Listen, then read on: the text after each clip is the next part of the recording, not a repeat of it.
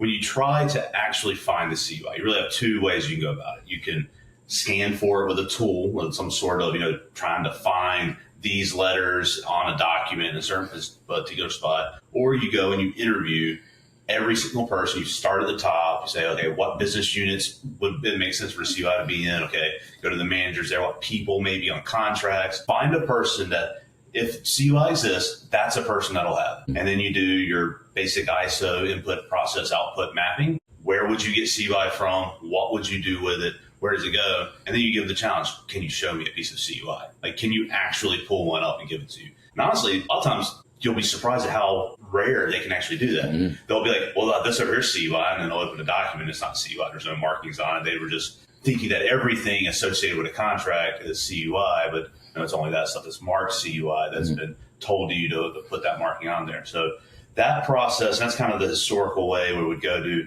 we call it day in the life, mappings of the customer journey, the CUI flow. That's one way to find it. And when you go through that, you'll identify that, man, all these people are only using a couple of applications. And most people, it kind of funnels back to a couple of kind of work streams that are doing it. Even in really complex workflows, that's still kind of the case that you'll see. And that can start learning. I'm not talking about everything. I'm just talking about these couple of applications and this subset of users that could actually go and tell me where one is.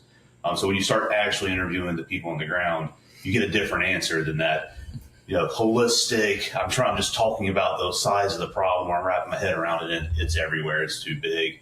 When you start diving into those business flows, you don't see that. And then really the second approach is just try to control F your environment, look for it, which that doesn't necessarily work. And the problem with that approach is there's so many things that it can find. Like CUI is not as well defined as like a social security number, right? If I see 4 numbers dash 4 numbers dash 4 numbers dash 4 numbers, I know that's probably a credit card number. Or 3 numbers dash 2 numbers dash 4 numbers, that's probably a social security number. Well, CUI is not that well formed.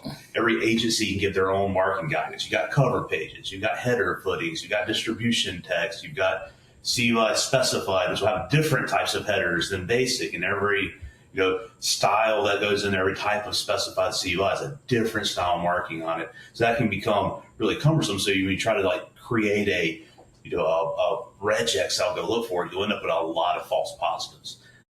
People will go and they'll say, hey, I'm going to do a purview scan of my environment and look for CUI space, or like bracket CUI bracket, something like that.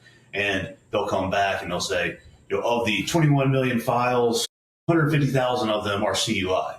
But then when you start looking into them, still none of these are. It's a circuit guide that has a CUI inside of stuff like that. Or your grandma's biscuit recipe. Yes, that's right.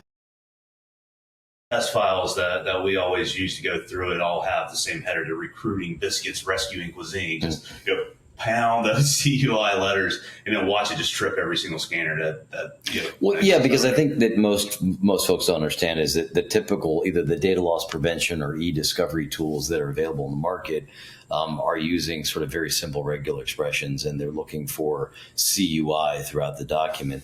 The problem is, you just mentioned, CUI appears in a lot of different things. Also, a lot of them are limited to only like OCR documents, meaning documents you can actually extract text from. They don't handle CAD drawings, for example. They don't handle pictures of drawings. Like if someone had scanned a document, it's now a JPEG, but it's labeled as CUI, that because it's been replicated. That is still CUI, right? And so they have most of the scanners fail miserably when it comes to doing that.